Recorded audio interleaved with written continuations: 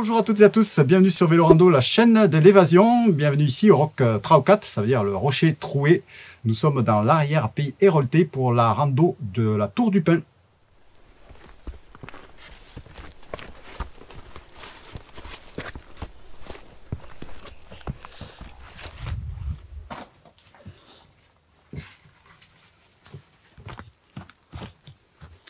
Voilà une randonnée qu'on peut presque aborder à l'année. Parce qu'on se trouve dans l'arrière-pays méditerranéen, comme je vous le disais tout à l'heure. Les températures sont plutôt clémentes et il pleut rarement ici. Il fait plutôt doux, même l'hiver.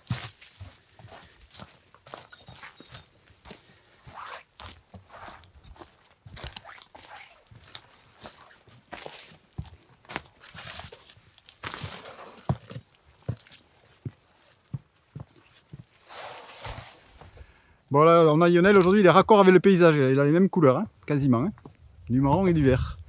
Et donc en face de nous, eh bien, voici la beauté locale, ouais. Donc, le Caroux qui culmine à 1100 mètres.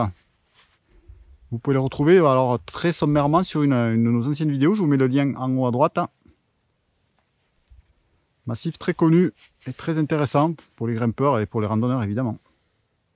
Alors il y a une particularité de cette rando, c'est qu'on croise énormément d'habitations construites en pierre sèche, là, comme celle-ci. Il y en a un peu partout, là. On se demande qu'est-ce qu'ils venaient faire sur ces hauteurs plutôt arides, calcaires. Alors là, donc, on voit bien de la pierre sèche. Et dedans, on voit comme un enduit. Une sorte de terre, ou je sais pas qu'est-ce que c'est là qui a été appliqué hein, sur le mur pour faire une isolation assez sommaire. Alors ici, on n'appelle pas ça une capitelle, parce que c'est pas un abri, c'est carrément une maison. Hein. Et il fallait s'amuser là, hein, pour les construire. Hein. Il fallait déplacer des pierres.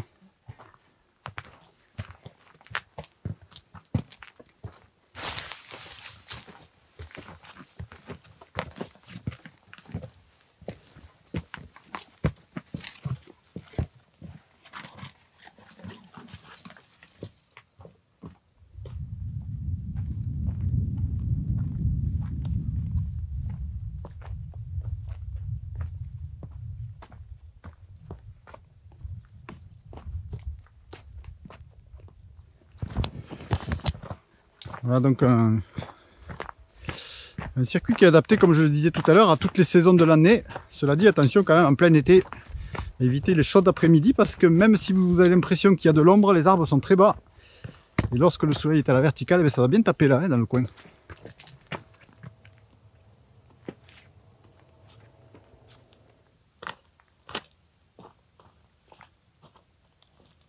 Alors il faut savoir que si vous êtes vététiste, vous pouvez venir par ici, il y a des panneaux, des balisages.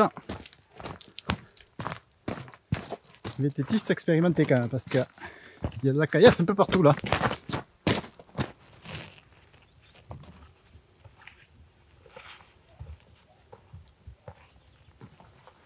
Bon ben là on a un abri muré là, une sorte d'abri troglodytique.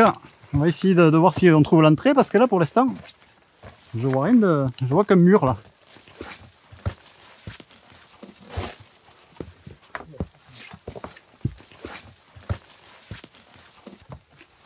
Il y a même de l'escalier là. Alors qu'est-ce que ça donne ce... Ah oui, d'accord. Ils ont fait le mur et... Ah ben là voilà, ouais. Notre bombe troglodytique. En fait c'est une bergerie même. D'après les écrits. On ne trouve pas grand chose évidemment sur ce secteur. Mais le bétail pouvait venir s'abriter par ici. Imaginez un toit. Imaginez un toit. Ouais, c'est tout le long de la falaise. Allez, Lionel, je te rejoins dans ton abri là. Allez, il est pas mal quand même. Bienvenue. Elle est pas mal cette grotte là. En fait, c'est pas une grotte, c'est un mur bâti sous une anfractuosité. Ouais.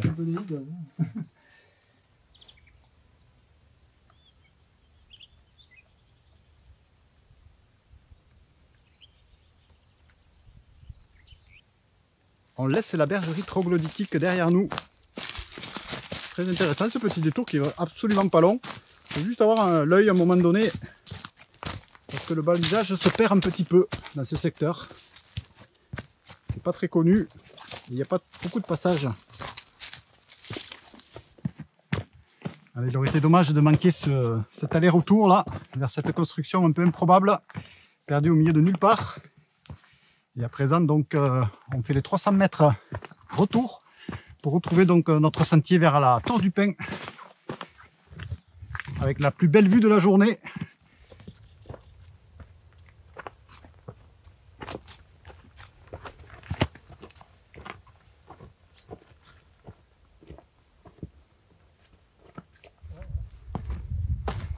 Alors vu d'ici, c'est un peu inquiétant, mais en fait on va l'aborder par un versant quand même moins exposé.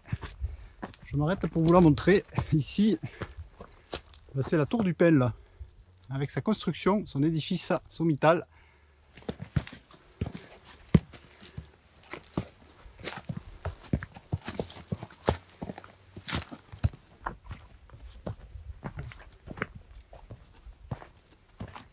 C'est le moment de vous donner quelques précisions supplémentaires. On se trouve entre Saint-Pons et Lamalou-les-Bains. Le circuit développe à peine 12 km, mais comme il est sur un terrain assez inconfortable, vous aurez sûrement l'impression d'en faire davantage. On chemine sur de la section un petit peu monotone là. On est à l'ombre, il n'y a pas de vue. Il faut la faire. Bon, là on a l'air d'être dans un environnement assez plat, mais ça va vite changer. Parce qu'on va arriver à notre sommet du jour, la Tour du Pin. À une altitude que tu n'aimes pas trop, Lionel, c'est 666 mètres.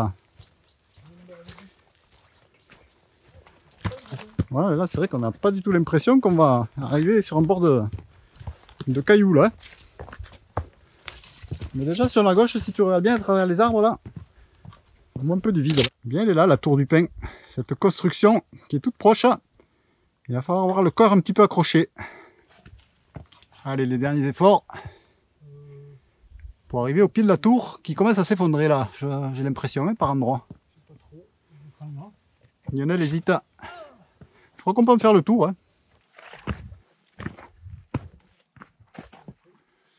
Voilà une entrée là.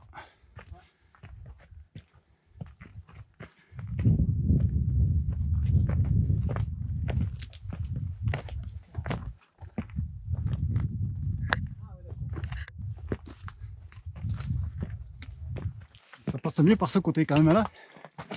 Il est un peu plus...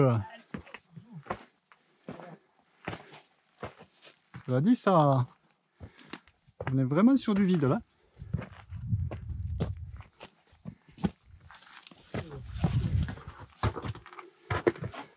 Allez, notre sentinelle, on est quasiment au sommet là cette fois-ci.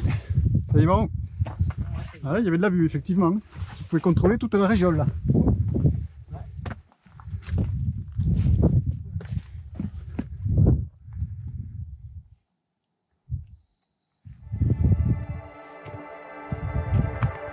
Impressionnant.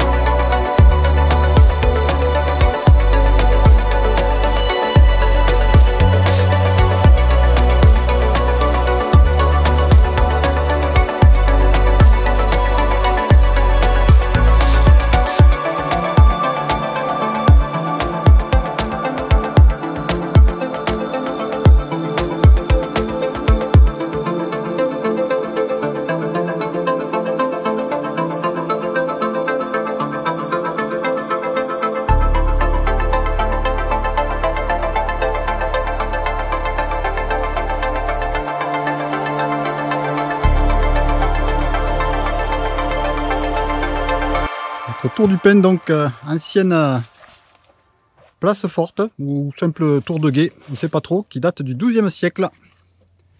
Allez, je vous fais un dernier panoramique parce que vous en avez eu déjà de belles images avec le drone. Et là, pour vous montrer ce que ça donne. Il faut faire attention parce que là, il y a du vide un peu partout.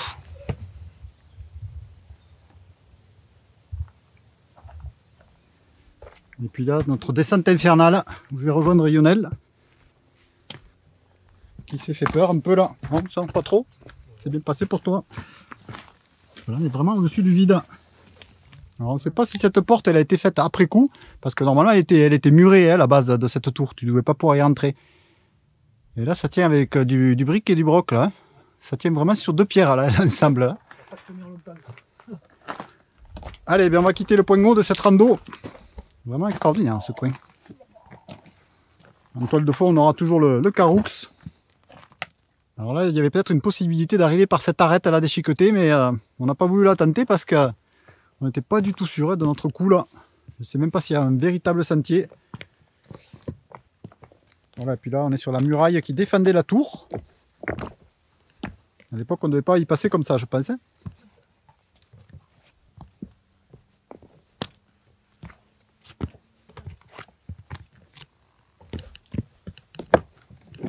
On a trouvé cette piste qu'on cherchait. Elle est assez évidente, mais elle n'est pas du tout balisée.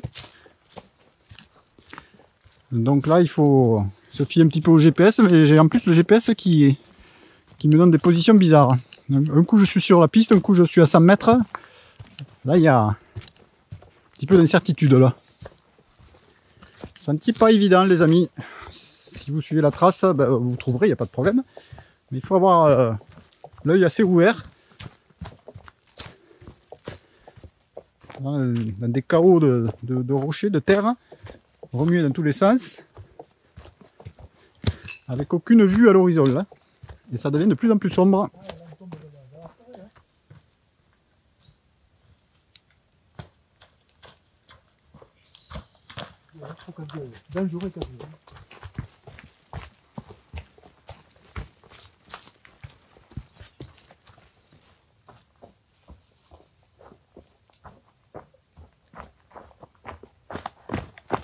Vous êtes bien sur Vélorando, la chaîne de l'évasion en pleine nature. Ça secoue un peu, ne vous affolez pas. C'est moi qui essaye de rattraper Lionel. Merci de penser à vous abonner en cliquant sur le bouton s'abonner, c'est gratuit. Les photos sont sur Instagram. Et puis si vous voulez faire un don, vous avez deux liens sous la vidéo dans la description. Deux liens Tipeee ou Litchi. Allez, j'accélère parce que là, il est vraiment en train de me lâcher là. Il est parti à toute berzingue.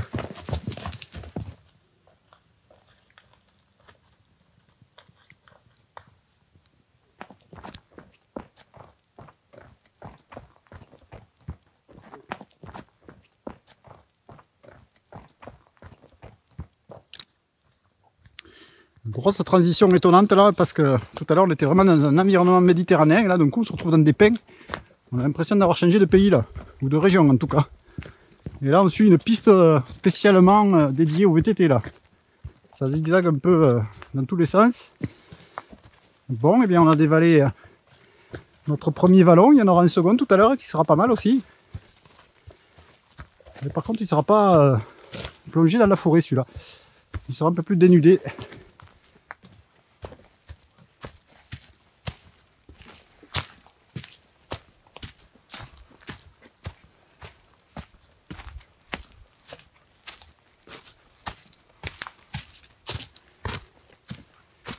Allez, encore des restes de cabanes. Il y en a un petit peu partout ici, éparpillés dans tous les coins. Façon Pulse. Celle-là était vraiment pas grande du tout. Et là, on continue dans nos chênes noirs. Ou chênes liège plutôt. Ou chênes verts même. Allez, je vous mets le dernier. Je crois que c'est le bon. C'est du chêne vert là, ici.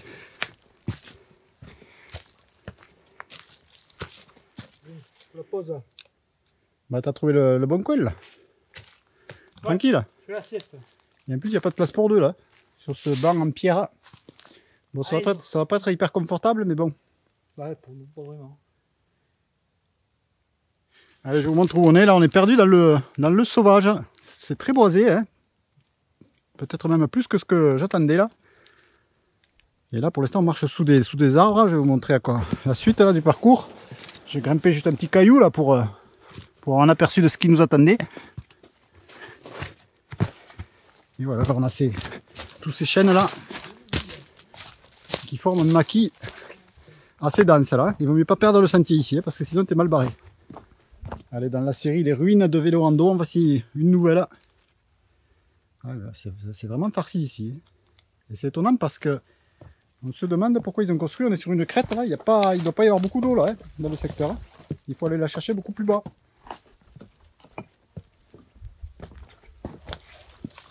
Voilà, il y a deux bouts de bois en guise de toiture qui restent.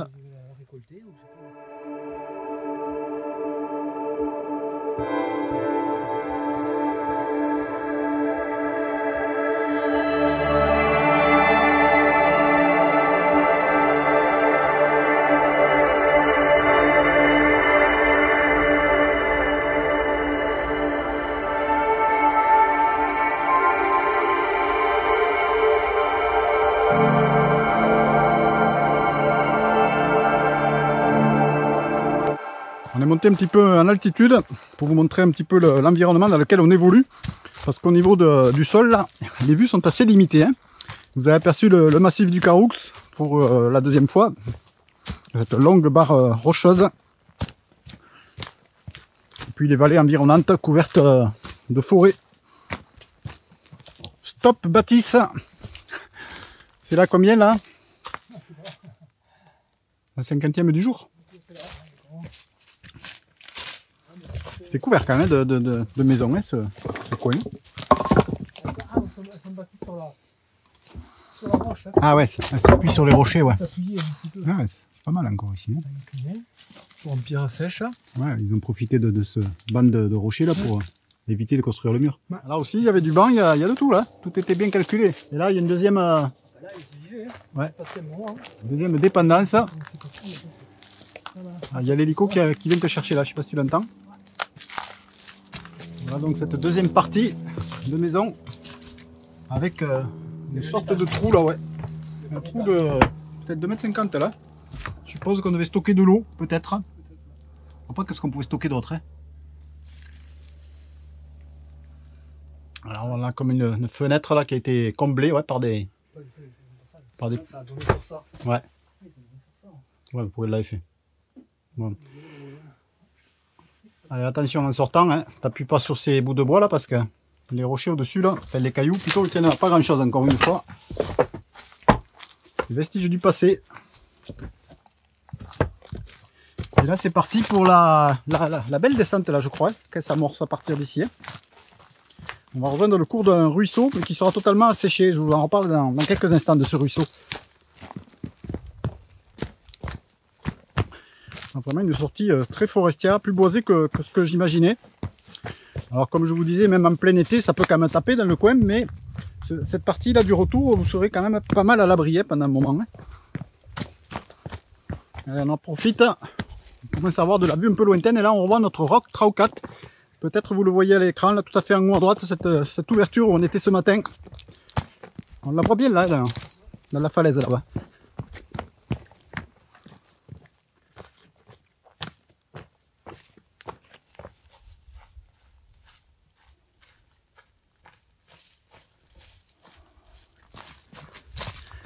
Voilà, ça fonce tout droit.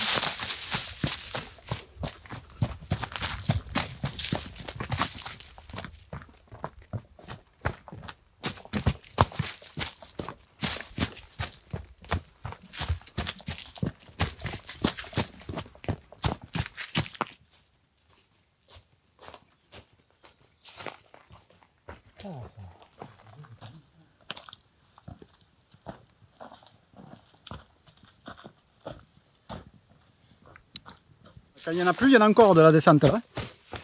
C'est assez sévère là, depuis une dizaine de minutes. Là, on perd de la hauteur.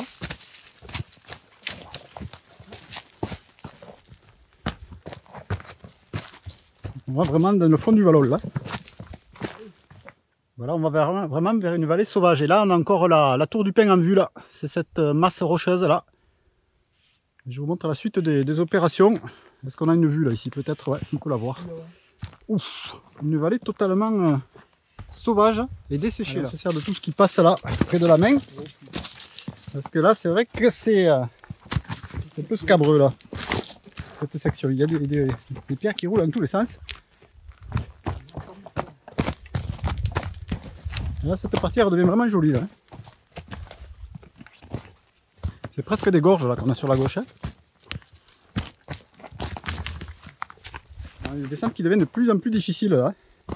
Complètement déchiquetées là, de partout. Bon, ça passe, il ne faut pas exagérer. Allez, ça y est, les derniers mètres. Et on va trouver notre ruisseau à sec. Alors comme je vous disais il y a quelques minutes, ce ruisseau, attention, si vous venez alors qu'il y a eu des orages, ça va être chaud pour le traverser. Parce que ça doit ruisseler énormément. On est vraiment au fond d'un trou là. Et là ça peut être peut-être délicat hein, à passer, s'il y a de la flotte. Hein. Voilà, on arrive de là-haut. Et là, ce cours d'eau asséché là, qui ressemble presque à une piste, ça te rappelle rien? Ça te rappelle la rando du Lézert. Voilà, la rando du Lézert, c'était près de chez nous. Une rando tout à fait sauvage. Si vous voulez la revoir, ça se passe en haut à droite, mais pour l'instant, vous restez avec nous. Et là, je te propose de boire un petit coup là, si tu as soif. Bon, alors, je vais pas tester. Lionel vient d'éviter la glissade de peu et pourtant c'est quelques flaques hein, par-ci par-là. Alors imaginez si vous passez ici là, parce que j'ai l'impression qu'il faut cheminer hein, un peu sur ce cours de ruisseau, c'est marqué là-bas plus loin. Hein.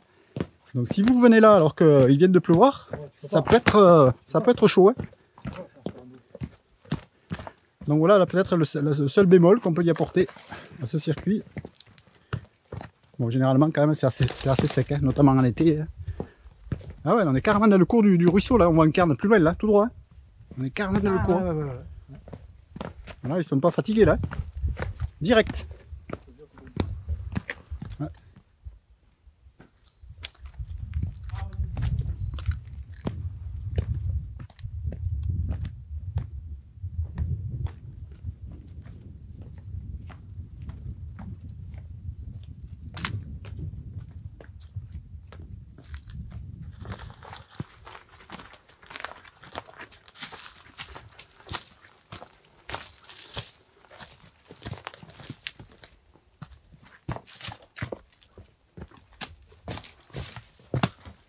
Allez, on arrive, je pense, au terme d'une énième montée. Pas très longue, 10 minutes, mais elle casse un peu les pattes. Et là, à nouveau, pleine vue sur le Caroux.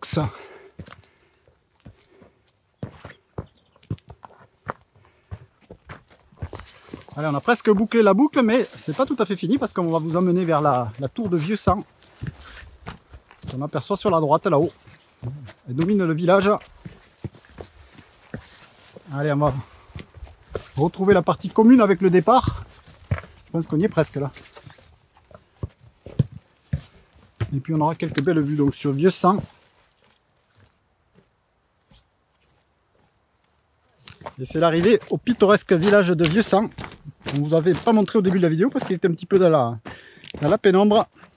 Il y a de beaux mimosas en fleurs en ce moment. Un village de 300 habitants. On est si près du château qu'on peut presque le voir. Allez, on va le dater du XIIe siècle, on sera à peu près dans la bonne époque. Mais à part ça, j'ai quasiment aucune info.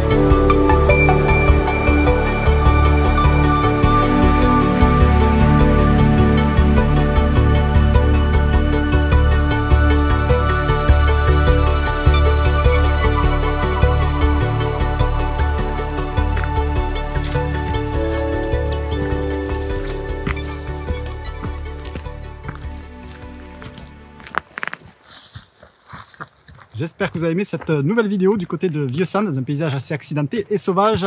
Merci de vous abonner. Pensez également à liker, à commenter cette vidéo. On se donne rendez-vous très prochainement sur Vélorando. Pensez également à nous laisser des dons si vous le souhaitez. Ça se passe sous la vidéo dans le descriptif, les liens Tipeee et Litchi. Faites de belles randonnées. On se donne rendez-vous très bientôt. Salut, ciao. Le petit supplément de la vidéo, ça va être la traversée de ces rues pittoresques du village de Vieux-Sang.